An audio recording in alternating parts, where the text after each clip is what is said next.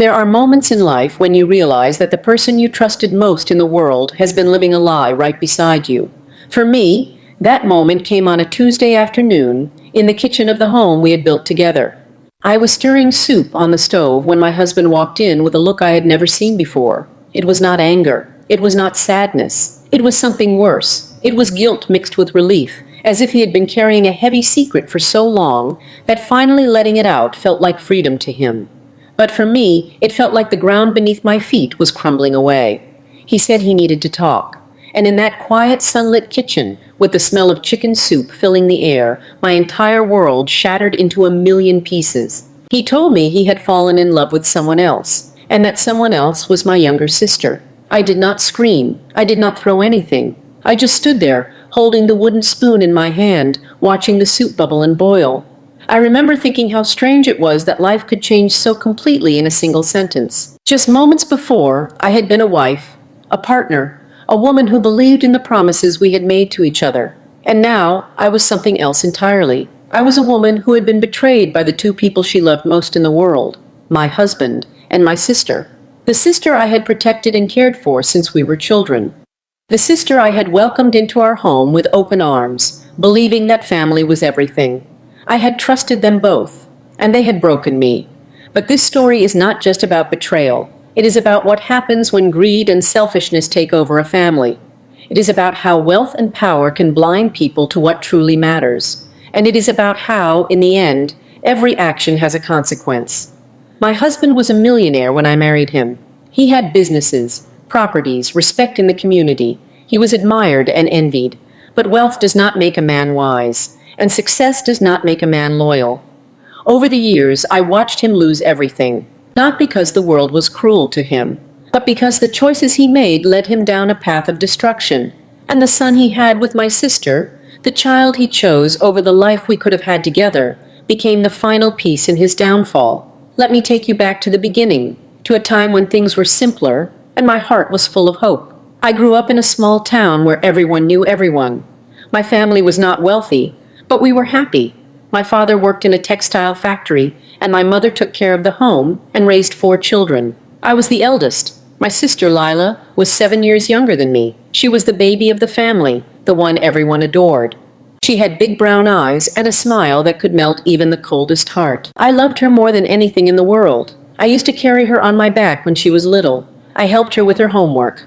I braided her hair before school. She was not just my sister. She was my responsibility, my joy, my little shadow. When I turned 23, I met a man named Richard. He was 32 at the time, successful, charming, and confident. He owned a chain of retail stores and had investments in real estate. People in town respected him. My parents were thrilled when he showed interest in me.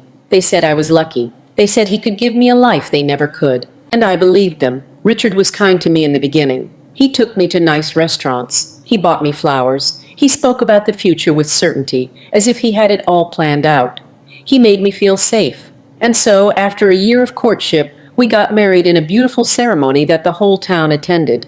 The first few years of our marriage were good. We lived in a large house on the edge of town, with a garden full of roses and a fountain in the front yard. Richard worked long hours, but he always came home to me. We talked about having children. We talked about growing old together. I believed we were building something solid, something that would last forever. I was happy, or at least I thought I was. But looking back now, I realized that I was so focused on being the perfect wife that I did not see the cracks forming beneath the surface. Richard was not a bad man, but he was restless. He was always chasing more money, more success, more admiration. And somewhere along the way, he began to chase more love too. When Lila turned 18, she came to live with us. She had finished school and wanted to move to the city to find work. My parents asked if she could stay with us while she got on her feet. Of course, I said yes. She was my sister. I wanted to help her. I wanted to give her the opportunities I never had. So she moved into the guest room, and for a while everything seemed fine. Lila was cheerful and energetic. She helped around the house. She cooked meals with me. She laughed at Richard's jokes. I was happy to have her there. It felt like family. It felt like home. But I did not know that behind my back, something else was growing. Something dark and dangerous. Something that would destroy everything I held dear. Richard started spending more time at home. He said he wanted to be around family more. That work was less important than the people he loved. I thought it was sweet. I thought he was finally learning to slow down and appreciate what he had.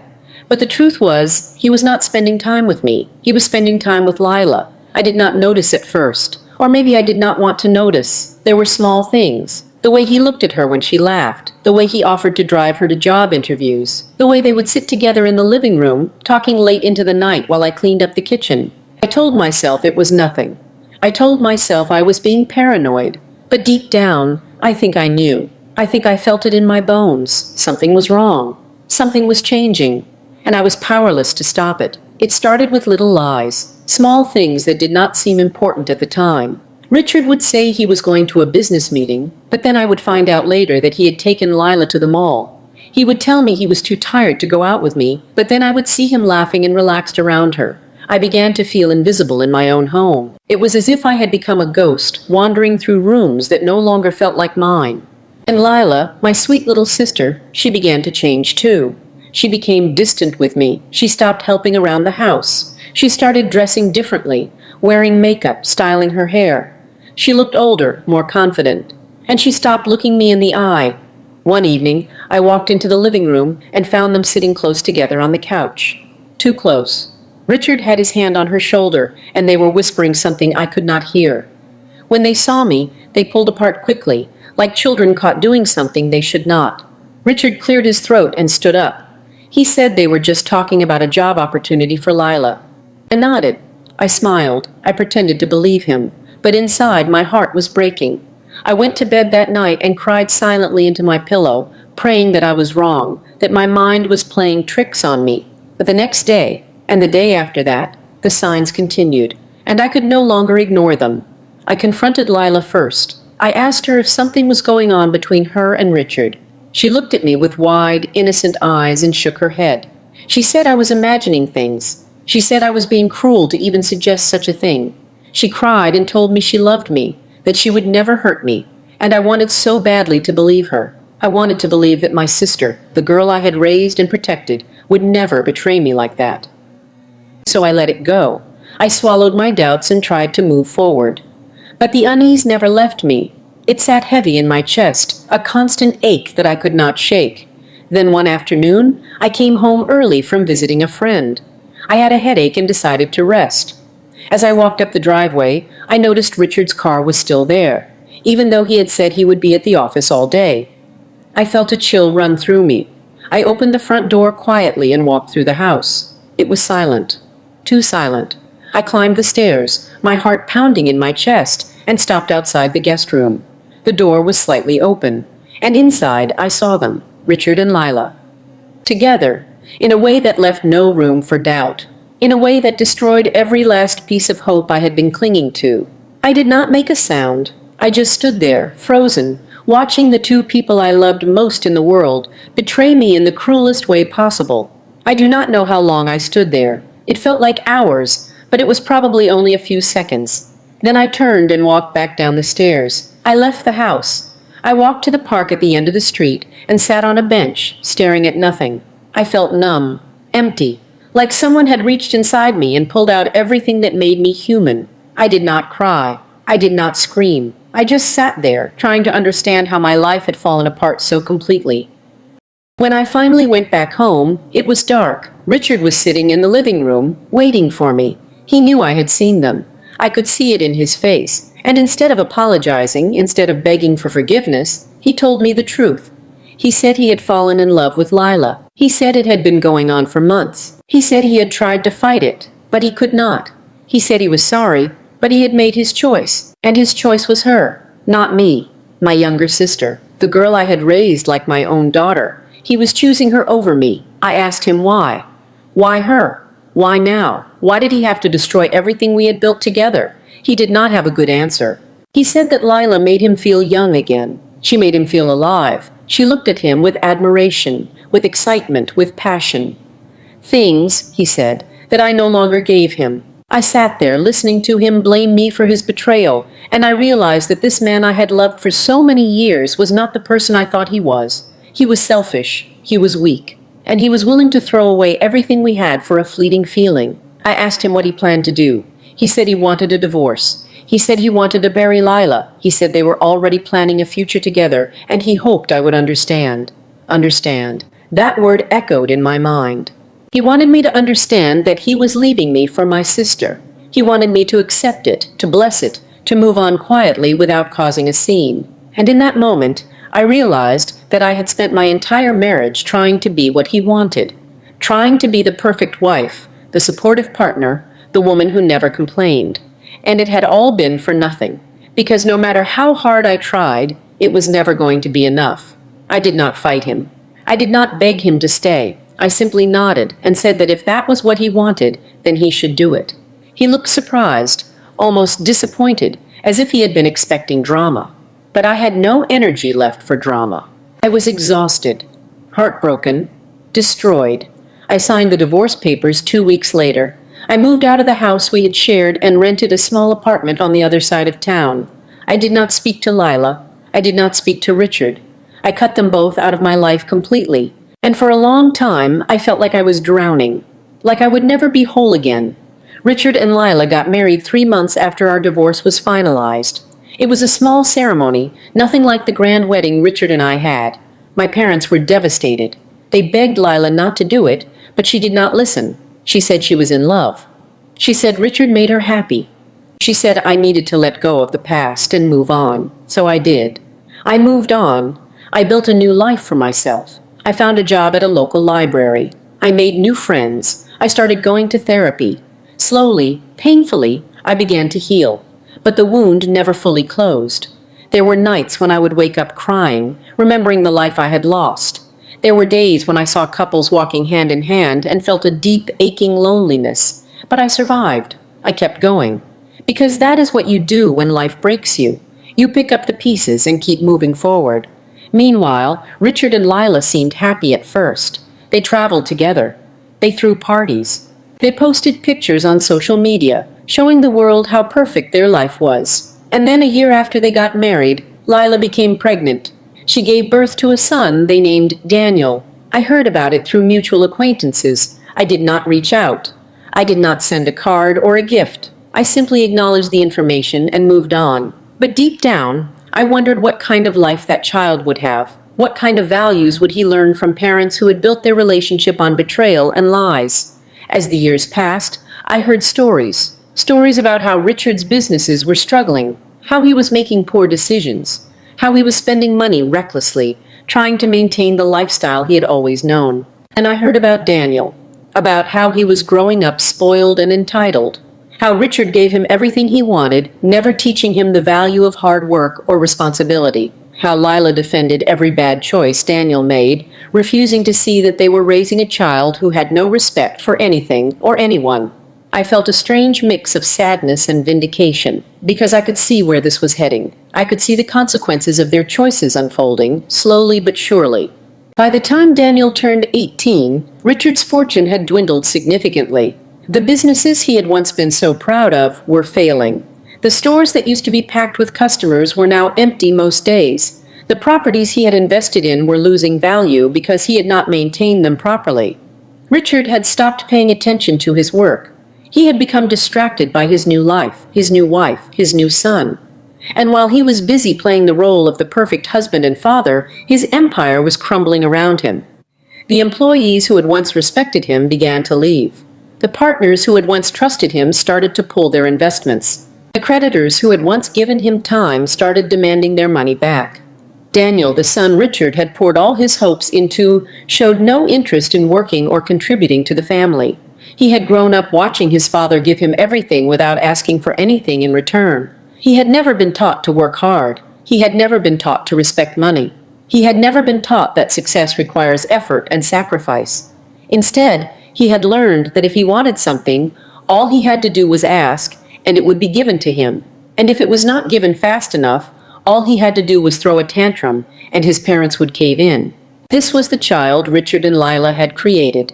A child with no discipline, no values, no sense of responsibility.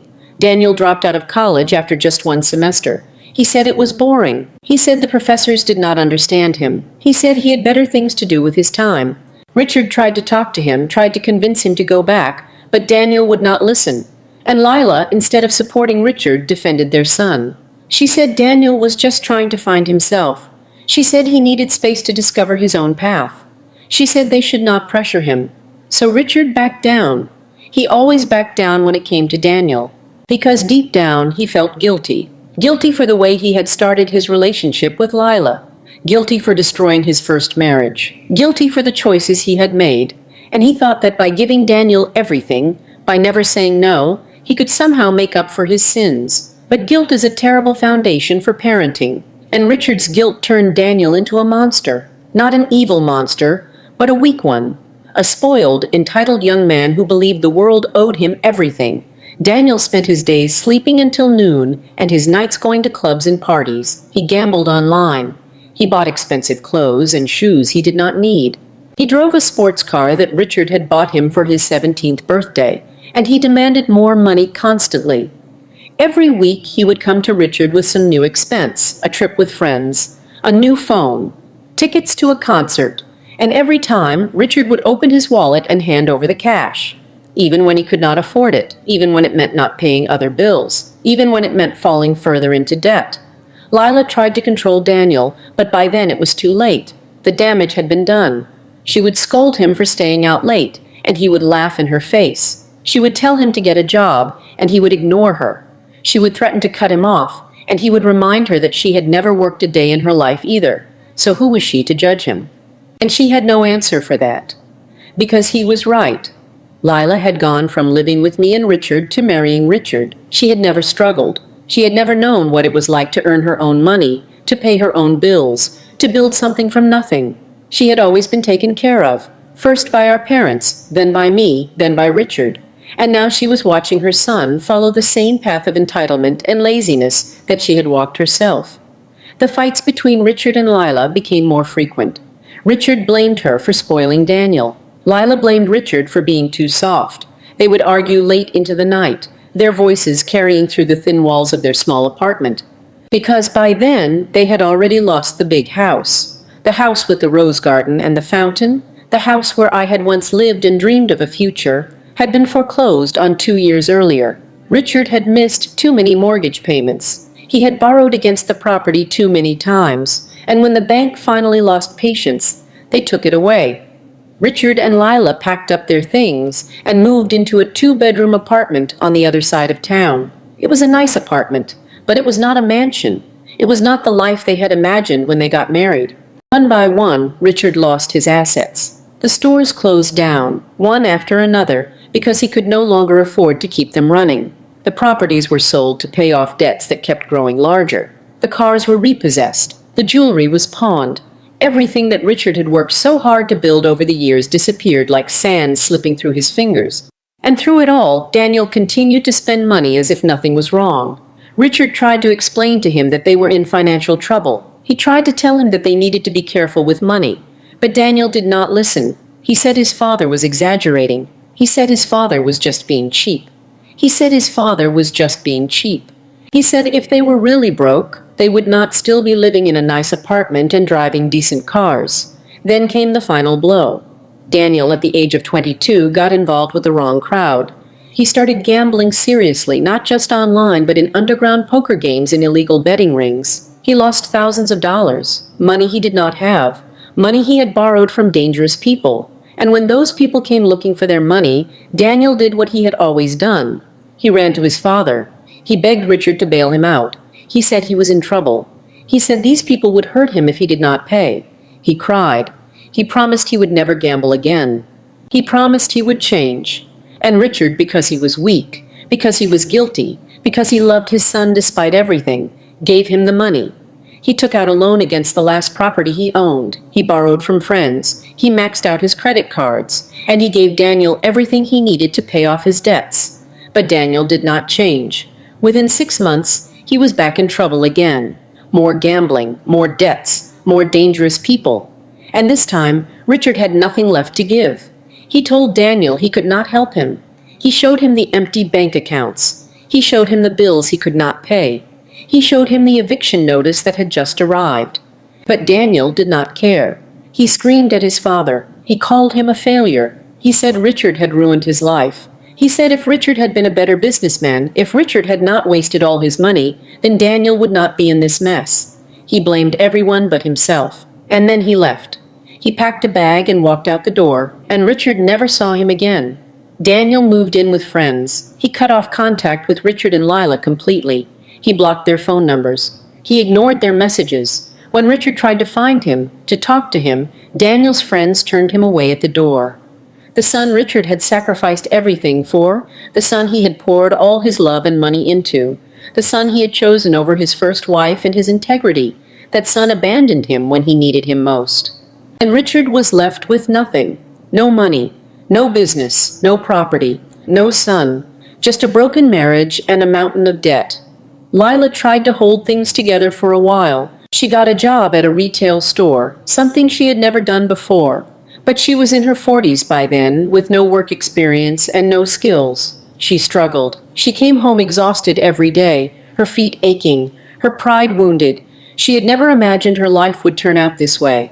She had thought marrying Richard would give her security and comfort forever. She had thought she was trading up when she betrayed her own sister. But now she was working a minimum wage job, living in a cramped apartment, married to a man who could barely look her in the eye. And slowly, the resentment grew. She started to blame Richard for everything, for losing his money, for spoiling Daniel, for making bad decisions, for ruining her life. The truth was, they had both ruined their own lives. Together, through greed and selfishness and betrayal, they had built their relationship on a foundation of lies, and now that foundation was crumbling beneath them. They barely spoke to each other anymore. They lived like roommates, not husband and wife, and finally, after 20 years of marriage, Lila told Richard she wanted a divorce. She said she could not do it anymore. She said she deserved better. Richard did not fight her. He just nodded and signed the papers. Because he knew she was right. Not that she deserved better, but that their marriage was over. It had been over for a long time. They had just been too proud or too scared to admit it. At divorce, Lila moved back to our hometown. She rented a small studio apartment and continued working her retail job. She looked older than her years. The sparkle that had once been in her eyes was gone. She had paid a heavy price for her choices. She had lost her sister. She had lost her son. She had lost her marriage. And she had lost herself somewhere along the way. I heard all of this through mutual acquaintances, through the whispers of our small town. People talked about her with a mixture of pity and judgment. Some felt sorry for her. Others said she got what she deserved. I felt neither. I just felt sad. Sad for the girl she used to be. Sad for the life she could have had if she had made different choices. As for Richard, he ended up living in a tiny studio apartment on the outskirts of town. He worked odd jobs to pay his rent. He delivered groceries. He did handyman work. He washed cars. The man who had once owned multiple businesses and properties was now barely scraping by. His hair had turned completely gray. His face was lined with deep wrinkles. His hands, which had once signed important business deals, now ached with arthritis. He had lost everything: his wealth, his reputation, his family, his dignity, and all because he had made one terrible choice that led to another and another until there was nothing left but ruins. Looking back now, I realize that this story is not really about revenge or justice. It is about choices and consequences. Every decision we make in life has a ripple effect. Richard chose to betray me. He chose to pursue a relationship with my sister, knowing it would destroy our marriage and our family. And those choices led to a series of events that eventually destroyed him. Not because I cursed him or wished him harm, but because the foundation he built his new life on was rotten. You cannot build a lasting, happy life on lies and betrayal. You cannot raise a good, responsible child when you spoil them and teach them that they can have whatever they want without working for it. And you cannot expect loyalty and love from others when you have shown none yourself. I do not hate Richard anymore. I do not hate Lila. Hate is exhausting, and I spent too many years carrying that weight. Now I just feel sorry for them. Sorry that they wasted so many years chasing things that did not matter. Sorry that they hurt so many people, including themselves. Sorry that they never learned the most important lesson of all, that true wealth is not measured in money or possessions, but in the quality of your relationships and the integrity of your character. Richard had everything, and he lost it all because he did not understand that. As for me, I am at peace. I live a simple life now. I have a small home filled with books and plants. I have friends who love me for who I am, not for what I can give them. I have learned to enjoy my own company, to find joy in small moments, to appreciate the beauty of a quiet morning or a kind word from a stranger. I have learned that happiness does not come from having everything you want. It comes from wanting what you have. And I have learned that forgiveness is not about letting someone off the hook. It is about freeing yourself from the prison of anger and resentment. I think about my younger sister sometimes. I wonder if she is happy. I wonder if she regrets the choices she made. I wonder if she ever thinks about me, about the life we could have had as sisters if things had been different. But I do not reach out. Some bridges once burned cannot be rebuilt, and that is okay, because I have learned that you do not need everyone in your life. You only need the people who truly value you, who respect you, who would never dream of hurting you the way Richard and Lila hurt me. There is a lesson in all of this, a lesson that I hope anyone who hears my story will take to heart. Be careful who you trust. Be careful what you chase, and be careful what you sacrifice in the pursuit of happiness. Because sometimes the things we think will make us happy are the very things that destroy us. Richard thought that wealth and youth and passion would bring him joy. But in the end, they brought him nothing but pain and loss. He had a good woman who loved him. He had a stable, happy life. And he threw it all away for something that glittered but was not gold. I do not know what happened to Daniel. I do not know if he ever turned his life around or if he continued down the path of destruction his parents set him on. But I hope, for his sake, that he learned something from watching his father fall. I hope he learned that you cannot build a life on selfishness and entitlement. I hope he learned that every action has a consequence. And I hope he learned that the people you hurt on your way up are the same people you will meet on your way down. As for Richard, I do not wish him harm. I do not wish him suffering. I simply hope that in the end he found some measure of peace. Because no matter what he did to me, no matter how much he hurt me, I know that he has been punished enough. He lost everything, and that in itself is a kind of prison, a prison of regret and what-ifs and if-onlys. And I would not wish that on anyone. So I leave you with this. Love the people who love you. Cherish the relationships that matter. Do not chase things that do not last. And do not betray the people who trust you, because once trust is broken, it is nearly impossible to repair. Richard learned that the hard way, and I hope that by sharing my story, I can save someone else from making the same mistakes. Life is too short, and love is too precious, to waste on betrayal and greed. Hold on to what is real. Hold on to what is true, and let go of everything else. Because in the end, the only thing that truly matters is how we treat the people we love, and whether we can look at ourselves in the mirror and be proud of the choices we have made. This is my story, a story of love, betrayal, loss, and ultimately peace. And if there is one thing I want you to take away from it, it is this. You always have a choice. Choose wisely, choose kindly, and choose love over everything else. Because love, real love, is the only thing in this world that truly lasts. Everything else, all the money, all the power, all the fleeting pleasures, they all fade away in the end. But love, if you nurture it, if you protect it, if you honor it, that is the one thing that endures. That is the one thing that makes life worth living. And that is the one thing that Richard lost when he chose to betray me. He lost love. And without love, all the wealth in the world means nothing. Absolutely nothing at all. Thank you for listening to my story. I hope it touched your heart. I hope it made you think. And I hope it reminded you of what truly matters in this life. Take care of each other. Be kind. Be faithful. And never ever take love for granted. Because once it is gone, you can never get it back. Not really. Not in the way it was before. And that is the saddest truth of all.